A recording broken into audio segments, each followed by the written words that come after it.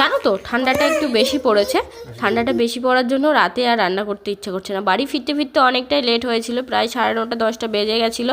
তার জন্য বর বললো আর রান্না করতে হবে না, দাঁড়াও আমি খাবার নিয়ে আসছি। আমি বলেছিলাম একটু খাবার নিয়ে আসার জন্য, তো বিরিয়ানি নিয়ে এসছে, বিরিয়ানিটাই রান্না মানে নিয়ে এসে তখন আমরা খাবো। আর নিচের ঘরে এতটা ঠান্ডা, নিচের ঘরে আর থাকার মতো নেই, তার জন্য এখন ওপরেই সব কিছু। আমরা ওপরে বেশি যাওয়া মানে শুধু এখন রাতে শুতে যাই, তাছাড়া ওপরে যাওয়াই হয় না।